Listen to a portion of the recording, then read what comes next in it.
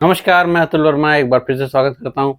आज बाज़ारों में आपने एक ठीक-ठाक सा गैप अप देखा और गैप अप के बाद एक सस्टेनेबिलिटी देखने को मिली है, उसकी चर्चा करेंगे। साथ में निफ्टी और बैंक निफ्टी के आउटलुक जिस तरह के आगे रहेंगे अगले 1 से 2 दिनों के लिए, उसकी चर्चा करेंगे। कई सारी इंडिया सेंट्रिक खबरें हैं, उनकी बात करूँगा और कई सारी ग्लोबल खबरें हैं, उनकी बात करूँगा। चूँकि अमेरिका और चाइना के बीच में बैठक हो रही है, काफ़ी इम्पोर्टेंट बैठक है और उसमें जो आउटकम निकल के आ रहे हैं, उसमें मोटा-मोटी ये बात सामने आ रही है कि कहीं न कहीं अमेरिका और चाइना के बीच में कुछ अच्छी डील हो सकती है। यद्यपि चाइना ने कोई बयान नहीं जारी किया है, अमेरिका ने ही जो बयान जारी किए हैं, वो उन्होंने ही किए हैं। बट उम्मीद ये है कि थोड़ा-सा अच्छे डील्स आ सकते हैं, पॉसिबिलिटी लग रही है और ये निश्चित रूप से अगले 1 से 2 दिनों के लिए मार्केट सेंटीमेंट को बूस्ट करेगा। बाज़ारों में आपने एक तेज़ी देखी है, वो तेज़ी आगे सस्टेन तब करेगी क्योंकि बैंक निफ्टी लगातार ब्रेकआउट कर रहा है, आज भी ब्रेकआउट करके ट्रेड किया। मिड कैप के स्टॉक्स में आज रैली थी, यूँ कहिए रिकवरी थी और बहुत सारे स्टॉक्स ऐसे थे जो नए ब्रेकआउट्स कर रहे थे। उनमें कई सारे नंबर्स हैं, अगर आप खबरों के ऊपर देखिए तो जो सबसे बड़ी खबर आई है, अगर मैं स्टॉक स्पेसिफिक खबर की बात करूं तो भारती एयरटेल या यूं कहिए पूरे टेलीकॉम सेक्टर के लिए एक बड़ी खबर आई है। वो खबर ये है कि स्टार लिंक जो है अब भारत में अपनी ऑफिशियली जो उनका भारत में प्रोग्राम है वो यानी जो इंटरनेट प्रोवाइडिंग करेंगे वो चालू होने जा रहा है। लगभग उसकी तैयारी हो गई है, अगले महीने से आपको वो चीज़ देखने को मिलेगी। लेकिन बड़ी खबर ये इसलिए है क्योंकि जिस तरह से टेलीकॉम कंपनियां थोड़ी डर रही थी कि कहीं ना कहीं जब स्टार लिंक आएगा तो कंपटीशन बढ़ेगा। यद्यपि अगर आप मेरे लगातार फॉलो करते रहे हैं तो मैंने अर्जेंटीना के डेटा को आपके सामने रखा था जिसमें ये साफ समझ में आता था कि जो भी रेट्स होंगे वो बहुत ज़्यादा महंगे होंगे। जो अभी हमारे भारत में टेलीकॉम सर्विसेज जिस रेट पे मिल रही हैं वही सामने देखने को मिल रहा है। जो डिवाइस आ रही है वो 30,000 रुपये में आएगी। तो 30,000 रुपये की आप डिवाइस खरीदेंगे स्टार लिंक की, अगर आप सर्विस लेना चाहते हैं तो उस डिवाइस को आप पोर्ट नहीं कर सकते। मतलब वो एक फिक्स है, आपको एक जगह फिक्स करना पड़ेगा उसका कनेक्शन और उसके बाद वो डिवाइस आपको इंटरनेट प्रोवाइड करेगी सैटेलाइट के माध्यम से। इसमें जो रेट है वो मोटा मोटी ये है कि 3,000 रुपये महीने का अनलिमिटेड का प्लान आएगा। अगर आप मोबाइल डाटा की बात करिए, 5G जो डेटा यूज हो रहे हैं, 4G जो डेटा यूज हो रहे हैं, ये करीब 450 रुपये की रेंज में आते हैं, कोई 300 कोई 400 इस रेंज में आते हैं। साथ में जो आपके केबल वाले सर्विस प्रोवाइडर हैं उनके अगर डेटा की आप बात करिए तो वो 400 साढ़े 400 500 की रेंज में आ जाते हैं। यहाँ से अगर आप देखिए तो 10 गुने का फर्क है, लगभग 8 गुने का फर्क है जो रेट है मासिक आधार पर उसमें, और पोर्टेबिलिटी भी नहीं है और वो जो डिवाइस है वो काफ़ी महंगा है। तो इन सभी कारणों से स्टार लिंक भारत में कोई बहुत ज़्यादा सक्सेस हो जाएगा वो एक प्रश्न चिन्ह लगेगा उसके ऊपर, क्योंकि भारत का जो कंज्यूमर है वो सबसे ज़्यादा प्राइस ड्रिवन आइटम्स के ऊपर फोकस करता है। प्राइस सबसे इंपॉर्टेंट है भारत के कस्टमर के लिए, सर्विसेज हो या प्रोडक्ट हो, क्वालिटी चाहे खराब हो अच्छी हो वो झेल जाता है, बट अल्टीमेटली उसके पॉकेट से कम पैसा जाना चाहिए। यहाँ पर पैसा ज़्यादा जा रहा है तो उम्मीद आप रख सकते हैं कि जो परंपरागत टेलीकॉम कंपनियां हैं, चाहे वो जियो हो, चाहे वो वोडाफोन हो या फिर आपका भारती हो, और भारती हेक्साकॉम जो जाहिर सी बात है ब्रॉडबैंड की सर्विसेज प्रोवाइड कर रही है, तो उन सभी के ऊपर कोई खासा इम्पैक्ट नहीं आता। इंडस टावर जैसी कंपनियां जो टावर का काम करती हैं उन सभी के लिए ये एक अच्छी खबर रही है जो दिन के दौरान आई है। जाहिर सी बात है कि इसके ऊपर मार्केट ने बहुत बढ़िया रिएक्शन या बहुत निगेटिव रिएक्शन नहीं दिया, बट अल्टीमेटली जो एक डर भय था वो जरूर आपका कम होता हुआ दिखाई पड़ता है। अगर हम लोग और कुछ खबरों की बात करें तो जिस तरह से अमेरिका की बात हो रही है कि वो कहीं ना कहीं सपोर्ट करते हुए दिखाई पड़ेंगे डील को लेकर के, लेकिन 19 राष्ट्रों के साथ अमेरिका ने, छोटे छोटे राष्ट्र हैं, अफ्रीका के कुछ राष्ट्र हैं, उसमें कुछ लैटिन अमेरिका के देश हैं, अलग अलग देश हैं, कुछ एशिया के देश हैं, 19 राष्ट्रों को उन्होंने बैन कर दिया है कि उनके नागरिक अब अमेरिका में नहीं जा सकते। यद्यपि उसमें हमारा नाम नहीं है, भारत का नाम नहीं है और भारत का नाम रहेगा भी नहीं, लेकिन काफ़ी बड़ी चीज़ है कि अब एक प्रकार से उतने काफ़ी बड़े पॉपुलेशन को अमेरिका से जाने से रोका गया है, वो अब वहाँ पे नहीं जा सकते हैं। तो इसका इम्पैक्ट जो एक तरफा तो नहीं है, बाज़ारों के लिए नहीं है, लेकिन सेंटिमेंटल इम्पैक्ट ज़रूर आपको देखने को मिलेगा। अगर हम लोग चाइना की बात करें तो चाइना की तरफ से एक्सपोर्ट का डेटा आया। एक्सपोर्ट थोड़ा चाइना के घटे हैं, कितना घटे हैं तो करीब करीब जो है 21% घटे हैं अप्रैल महीने में वाई ऑन वाई बेसिस पर। इसमें साफ कारण माना ये जा रहा है कि काफ़ी बड़ा एक्सपोर्ट जो है जो वो करते हैं तो एक्सपोर्टर नहीं लिए क्योंकि टैक्स का कंफर्मेशन नहीं था। लगातार टैक्स जो है बढ़े हुए थे और बढ़े हुए टैक्स दरों पर कोई भी एक्सपोर्ट जो है इंपोर्ट नहीं करना चाह रहा था, तो इसके नाते थोड़ा सा आपको दिक्कत दिखी है चाइना के डेटा में। लेकिन ये डेटा जैसे ही आप मई और जून के डेटा देखेंगे वहां पर इसमें काफी बड़ा सुधार आपको दिखेगा, क्योंकि जो इम्पैक्ट हुआ है जो बहुत लंबा है वो इम्पैक्ट आपको देखने को नहीं मिला है। भारत में गन्ने की जो प्राइसेज हैं या यूं कहिए चीनी की जो कीमतें हैं वो थोड़ा थोड़ा से बढ़ी हैं, और माना ये जा रहा है कि जो रिपोर्ट्स आई हैं कमोडिटी मार्केट को लेकर के वो ये बताती हैं कि चीनी की कीमतें अभी इस साल थोड़ा हाई रह सकती हैं, और चूंकि उनका जो है प्रोडक्शन जो है कम हुआ है। अब देखते हैं गवर्नमेंट इसको किस तरह से बैलेंस करने की कोशिश करती है, बट प्रोडक्शन जरूर कम हुआ है। अगर हम एमसीएक्स की बात करें, चूंकि एमसीएक्स में आपने एक बड़ी रैली देखी है पिछले 2-3 दिनों के अंदर, और इवन अगर आप पिछले 8 दिनों की रैली की बात करिए एमसीएक्स में तो तकरीबन 20% से ज्यादा की रैली हो चुकी है। 8% की रैली आज ही हुई है, 2-3% की रैली लास्ट ट्रेडिंग डे को हुई थी, और बाकी की लगातार उसमें रैली हुई है।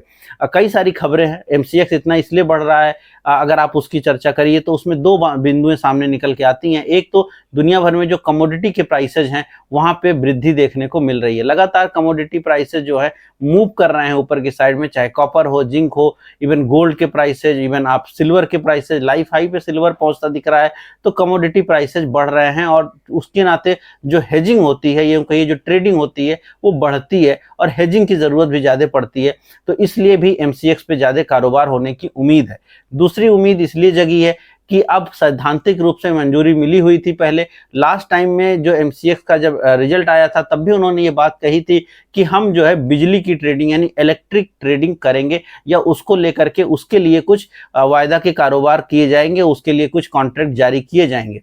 अब ये ऑफिशियली आ चुका है कि जो एमसीएक्स है और आईएक्स है दोनों कोलैबोरेट करते हुए जो है पावर का यूं कहिए ट्रेड करेंगे। तो अगर आप आने वाले वक्त में आप जैसे अभी गोल्ड को ट्रेड करते हैं, आप जैसे सिल्वर को ट्रेड करते हैं, कमोडिटीज को ट्रेड करते हैं, इसी तरह इलेक्ट्रिसिटी को भी आप ट्रेड कर सकेंगे। तो कि इलेक्ट्रिक बढ़ेगी घटेगी उसका वायदा कारोबार होगा, फ्यूचर ट्रेडिंग होगी, और वो एमसीएक्स के प्लेटफॉर्म पर होगा।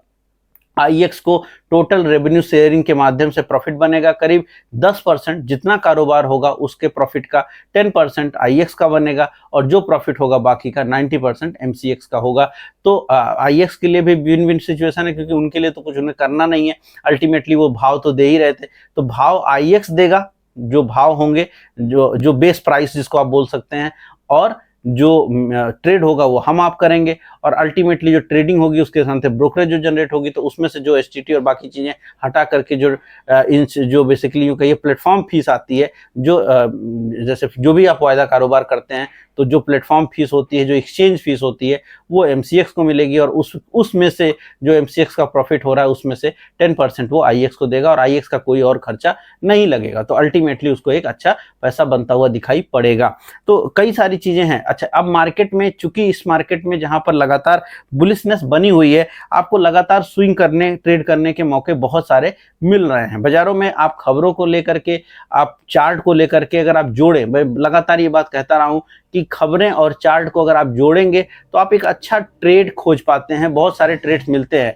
अब अगर किसी ने चार्ट देखा और पिछले 8 दिनों में एमसीएक्स में उसने कारोबार किया, कम किया ज्यादा किया जितना भी किया, लेकिन उसने पैसे कमाए हैं, खबरें अब आई हैं, हो सकता है अभी यहाँ से थोड़ी और सस्टेनेबिलिटी मिल जाए, रैली मिल जाए, बट अब मैच्योर हो चुका है। लेकिन ट्रेड पिछले 5 दिनों के अंदर ऑलरेडी वहां अच्छे बने, और अगर आपने उसको किया है तो वो आपको बेनिफिट बन रहा है। तो मार्केट में जो लोग बहुत ज्यादा डरे हुए हैं, सहमे हुए हैं, मुझे अभी भी नहीं समझ में आ रहा है कि मार्केट में इतना क्यों डरने का है। मार्केट लगातार आपकी ऊपर की तरफ जा रही है। कल भी मैंने वीडियो बनाया था, कई लोग पूरा वीडियो बगैर देखे कमेंट करते हैं। अगर आप पूरा वीडियो देखेंगे, पूरी बात समझेंगे, मैंने लगातार ये कहा है कि मार्केट में वोलाटिलिटी हो सकती है। हो सकता है आज हम 1.5% बढ़े हैं मिड कैप में, 1% बढ़े निफ्टी में, 0.5% से 1% बढ़ गए हम बैंक निफ्टी में, हो सकता है 2-3% में और बढ़े, और उसके बाद फिर गिर जाए, फिर बढ़ जाए, लेकिन अल्टीमेटली इसको बोलते हैं वोलाटिलिटी। मैंने यही कहा है कि वोलाटिलिटी हो सकती है, लेकिन मैं बिल्कुल भी मंदी की बात नहीं कर रहा हूं, और मेरा मानना बिल्कुल क्लियर है कि जहां पर बैंक निफ्टी लगातार ब्रेकआउट कर रहा है, आपको आगे बहुत लंबे रास्ते अब ऊपर की साइड में खुलते हुए दिख रहे हैं। लगातार बाजार बुलिश रहेगा। दिसंबर में मैं बार बार कह रहा हूं कि दिसंबर जनवरी आते आते आप 27,000 का लेवल देख सकते हैं बाजारों में, उसके पीछे बाजार लगातार चलता हुआ नजर आ रहा है। बैंक निफ्टी की अगर आप चर्चा कीजिए तो आप 57,000 के आसपास आप पहुंचने लगे हैं। 56,839 पर हमारी क्लोजिंग आई है, लाइफ हाई की क्लोजिंग आई है। प्रीवियस क्लोजिंग जो थी वो भी लाइफ हाई की थी, ये भी एक लाइफ हाई क्लोजिंग है। बाजारों ने गैप अप किया, यही मैंने कल कहा था कि मार्केट जो जून का महीना होता है जनरली इसमें गैप अप गैप डाउन पे ट्रेड करता है। गैप अप करने के बाद क्या हुआ, अगर आप शुरुआत के आधे घंटे के अंदर बैंक निफ्टी खरीदें तो आपको पैसे नहीं बने हैं, अल्टीमेटली मार्केट उसके बाद फ्लैट हो गई। अगर आप निफ्टी की बात करिए, वो भी ओपन होने के बाद कमोबेश फ्लैट हो गई। मिड कैप जरूर थोड़ा बढ़ा है लेकिन बहुत स्लाइड बढ़ा है। तो आपको gap up gap down trade करना पड़ेगा जून में, यही तो मैं समझाने की कोशिश कर रहा था कल। तो अगर आप वीडियोस को ध्यान से देखेंगे तो आपको मुद्दा समझ में आएगा, अन्यथा नहीं समझ में आएगा। और मार्केट का जो मोमेंटम है, अगर आप मुझे लगातार फॉलो कर रहे हो पिछले 2-3 महीनों 4 महीनों में भी, तो शायद मैं बहुत कम लोगों में से एक था जो लगातार आपके सामने रख रहा हूं कि मार्केट बुलिश है और वो धीरे धीरे गति से ऊपर की तरफ बढ़ेगी। जब बहुत सारा पेसिमिज्म था, जब बहुत सारी डर की बातें की जा रही थी, मैं तब भी कह रहा था कि ये पर्टिकुलर लेवल्स नहीं टूटेंगे, 24,800 नहीं टूटेगा, 23,800 नहीं टूटेगा। जब बाजारों में 7 अप्रैल और वो सब समय था जब भारत पाकिस्तान लड़ाई हो रहा था, मैं तब भी आपके सामने खड़ा था कि नहीं, लेवल्स सपोर्ट बनाएंगे। तो अल्टीमेटली वो सपोर्ट बने और वहां से रिवर्स हुआ है। तो आपको पूरी की पूरी बातें ध्यान से समझनी चाहिए, देखनी चाहिए, तभी आप एक अच्छे ट्रेडर बन सकते हैं, यूं कहीं ट्रेड कर सकते हैं, इन्वेस्ट कर सकते हैं, स्विंग ट्रेड कर सकते हैं। जो भी कुछ करना है आपको न्यूज और डाटा और चार्ट को जोड़ना आना ही चाहिए, विदाउट उसके आप सफल नहीं हो सकते। स्मॉल कैप में आपने एक अच्छी रैली आज देखी है। एडवांस डिक्लाइन की बात करिए, 1881 स्टॉक्स में बढ़ोतरी हुई है, वहीं पर 633 स्टॉक मात्र हैं जो थोड़ा गिरे हैं। अल्टीमेटली मार्केट का जो रुख है वो ऊपर की साइड में है। पीएसयू बैंक्स अगेन बुलिश रहे हैं। वापस से वही है कि अब ये जो पैसा धीरे धीरे करके जाएगा, जो सिस्टम्स में रूट होगा पैसा, चाहे वो आरबीआई का पैसा हो जो सरकार को मिला है, चाहे वो सीआरआर का पैसा होगा, चाहे वो आप लोन के माध्यम से जाएगा, हर एक पैसा जो रूट होगा वो गवर्नमेंट जाहिर सी बॉडी के थ्रू होगा, गवर्नमेंट बैंक्स के थ्रू होगा। और इसीलिए पीएसयू बैंक्स में आप तेजी देख रहे हैं। एनर्जी वाली जो तेजी आप देख रहे हैं उसका कॉमन सेंस है कि चूंकि पावर की ट्रेडिंग अब बहुत बड़े पैमाने पर की जाएगी, आम पब्लिक उसमें इन्वॉल्व हो सकती है, तो जाहिर सी बात है कि जो वैल्यू मिलेगी पावर कंपनियों को वो ज़्यादा बेहतर मिलेगी और इसीलिए पावर कंपनियों में आप तेजी देख रहे हैं। मिड कैप में तेजी है तो मिड कैप सेलेक्ट में भी तेजी आपको देखने को मिली है और ये अच्छा है, मार्केट के लिए काफ़ी अच्छा है। अगर बैंक निफ्टी के लेवल्स की चर्चा की जाए तो 57,000 की रेंज जैसे ही बाजारों में निकलेगी, मार्केट अगले 1,000 पॉइंट के लिए तैयार होगा। लेकिन याद रखिए 56,400 ब्रेक होने के बाद से ही मार्केट बैंक निफ्टी के लिए अगले जो पड़ाव हैं वो करीब 1,500 से 2,000 पॉइंट के खुल चुके हैं। तो आप 58,400 तक का बैंक निफ्टी, लेकिन ये 1-2 दिन में तो नहीं होगा, जाहिर सी बात है कि आपको थोड़ा समय देना पड़ेगा, महीना 2 महीना, लेकिन वो रास्ता खुल चुका है। उस रास्ते पे धीरे धीरे करके हम चलेंगे, कहीं गिरेंगे भी, कहीं बढ़ेंगे भी, मगर वो रास्ता हमारा 2 ढाई 3 महीने में आता हुआ लगता है। तो वो एक उम्मीद आप रख सकते हैं।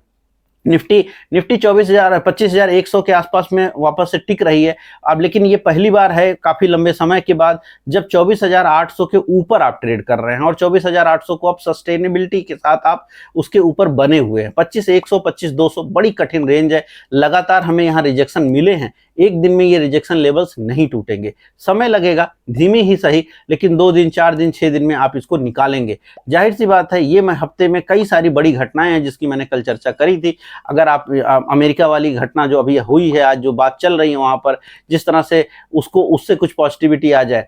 रूस की घटना आपको पता होगा, अगर आप मेरे साथ चैनल पे जुड़े हुए हैं तो मैं लगातार व्हाट्सएप चैनल पे दिन के दौरान अपडेट कर रहा था। सुबह भी कई सारे लोगों के कमेंट्स थे, कल जो है वीडियो के नीचे भी और व्हाट्सएप पर भी, कि क्या एचडीएफसी में जिस तरह से एक बड़ी खबर आई थी, उनके सीईओ के ऊपर एफआईआर की बात थी, तो उससे क्या स्टॉक गिर जाएगा? नहीं गिरेगा, क्योंकि उसके कई कारण हैं। पहली बात है, ये वो केस को जब भी आप इस तरह की कोई खबर देखिए तो सिर्फ उसको अंधों की तरह मत देखिए, उसको समझिए कि हुआ क्या था।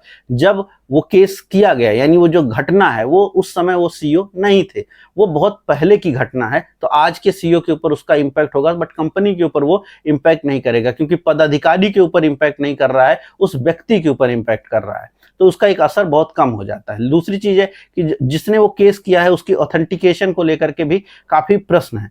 तो ये चीज मैंने साफ सुबह सुबह जब मैंने व्हाट्सएप चैनल पे, अगर आपने देखा हो तो मैंने साफ कहा है कि एचडीएफसी बैंक की जो खबर है उसका बहुत बड़ा इंपैक्ट आपको मार्केट मार्केट में देखने को नहीं मिलेगा, और वो साफ रहा है कि उसका कोई बहुत बड़ा इंपैक्ट आपने बाजारों में आज नहीं देखा है। तो खबर को सही से एनालाइज करना बहुत जरूरी है, अन्यथा किसी भी खबर के नाते कुछ भी असर आप जो है देख सकते हैं। चाइना का एक्सपोर्ट ड्यूटी घटा है, जाहिर सी बात है, वो मैंने सुबह डाला था। मारुति जैसी कंपनियों के लिए थोड़ी दुखदाई खबरें रही हैं। ये यूं कहिए मारुति ही नहीं, बहुत सारी ऐसी कंपनी जो जापान से फंड लेती हैं, उनके लिए लॉन्ग टर्म पीरियड, यहाँ से अगर आप 2 साल का व्यू रखते हैं तो थोड़ा सा दुखदाई हो सकता है। मैं ये नहीं कह रहा हूं कि वो एक ही दिन में उनमें बड़ी करेक्शंस हो जाएगी, बट एक लंबे समय में थोड़ा अंडर परफॉर्मेंस की उम्मीद बन सकती है। क्यों बन सकती है? क्योंकि जापान ने कहा है, साफ कर दिया है उन्होंने, कि जो बहुत समय से जापान की जो ब्याज दरें थी, जो माइनस में थी, जो बिल्कुल सस्ता ब्याज उनको मिलता था, सस्ते ब्याज पे वहाँ पैसा मिलता था, कहिए कि 0 ब्याज पे पैसा मिलता था, और जापान से पैसा निकल करके दुनिया के बहुत सारे देशों में, जिनमें भारत भी सम्मिलित है, अगर आप भारत में देखिए तो बहुत सारी जापानीज कंपनी भारत के ऑटो इंडस्ट्री में बहुत हैविली इन्वेस्टेड हैं, और पहले भी रही हैं। 20-30 साल से भारत और जापान संबंध में ऑटो सेक्टर सबसे ज़्यादा प्रमुखता से उठाया जाता है। तो जापान से पैसा आता रहा है हमारे ऑटो सेक्टर में। अब अगर जाहिर सी बात है कि अगर ब्याज की दरें जापान में बढ़ेंगी तो जो सेक्टर में पैसा आता था उसको दिक्कत होगी। क्यों? क्योंकि ब्याज पर पैसा लेना पड़ेगा। अब 2% ब्याज पे पैसा लेकर के आप भारत में लगाएंगे कि नहीं लगाएंगे वो कहना कठिन है, लेकिन 0 में पैसा मिल रहा था, फ्री में पैसा मिल रहा था, तो आप भारत में पैसा लगा रहे थे। तो वो कंपनियां जो जापानीज पैसे से आगे बढ़ रही हैं, उनके ऊपर थोड़ा सा कुशन आएगा, उनके ऊपर थोड़ा डर आएगा। उनको उनका इन्वेस्टर उनसे बोलेगा कि मुझे प्रॉफिट चाहिए, अब मेरे यहाँ 2% का ब्याज लगता है, मुझे भी पैसे चाहिए, मेरे को प्रॉफिट चाहिए, मैं ऐसे नहीं बैठ सकता। तो वो उन कंपनियों की सरदर्दी हो सकती है एक लंबे पीरियड में, 1 दिन 2 दिन में कुछ नहीं, एक लंबे पीरियड में उनका असर आपको उन कंपनियों पे दिखेगा। तो जो भी कंपनियां जापान से फंडेड हैं उनके बारे में थोड़ा सचेत रहने के लिए आपको जरूर चाहिए। बाकी मार्केट अच्छा है, बाजारों में सस्टेनेबिलिटी दिखती है, बाजार ऊपर की तरफ बढ़ रहे हैं। कल की मैंने चर्चा करूं अगर निफ्टी के लिए, तो मेरे हिसाब से कल या परसों में 25,200 आपका ब्रेक हो जाना चाहिए। ऊपर की तरफ हम बढ़ेंगे 25,200, 25,300 की तरफ बढ़ेंगे। नीचे की साइड में 24,800 हमारा सपोर्ट बना रहेगा। अगर 24,800 हम ब्रेक करते हैं नीचे की साइड में, तब हम वापस से उसी बैंड में चले जाएंगे, उसी जोन में चले जाएंगे जिस जोन में हम पिछले 1 महीने से ट्रेड कर रहे हैं, या यूं कहिए जिस जोन में कमोबेश हम पिछले 5 महीनों से ट्रेड कर रहे हैं। कहीं खासा हम जाते नहीं हैं, उसी 25,000, 24,000, 25,000, 24,000 की जोन में पड़े रह जाते हैं, जिसमें मोटा मोटी एवरेज 24,500, 24,600 का आता है। तो वो बैंड आ जाएगा तब, लेकिन सब कुछ तब होगा जब हम 24,800 ब्रेक कर देंगे। अगर 24,800 ब्रेक नहीं कर रहे हैं तो हमारे लिए कोई तकलीफ नहीं है, हम उम्मीद ये पाल सकते हैं कि धीरे धीरे करके हम थोड़ा ऊपर की तरफ जा रहे हैं। अगले 1 से 2 दिनों के लिए ऊपर की साइड में 25,300 एक रेजिस्टेंस हो सकता है, नीचे की साइड में 24,800 एक सपोर्ट हो सकता है। बैंक निफ्टी के लिए 56,000 बहुत इंपॉर्टेंट जोन होगा। जब तक 56,400 के ऊपर है, सुपर पॉजिटिव है, 56,000 की इर्द गिर्द पहुंचती है अगर बैंक निफ्टी किसी भी कारण से, तो वो लोगों के लिए बहुत अच्छा मौका होगा। वहीं पर 57,000 और 57,200 के लेवल जो हैं अगले कुछ दिन में आपको 1-2 दिन में 3 दिन में अगर आते दिखें तो वो एक बड़ा इंपॉर्टेंट पॉइंट होगा, और वो पॉसिबिलिटी है कि वो लेवल्स हमको 57,500 की रेंज वाली लेवल आते हुए दिख सकते हैं। Market bank Nifty bullish side पर ही दिखता ही पड़ता है, तो बाजारों से डरने की आपको कोई खास ज़रूरत नहीं लग रही है। उम्मीद कर रहा हूँ वीडियो पसंद आया होगा। पसंद आया तो लाइक कीजिएगा, शेयर कीजिएगा, कमेंट कीजिएगा। मैं मिलूंगा कल किसी और वीडियो में। इस वीडियो में इतना ही, धन्यवाद।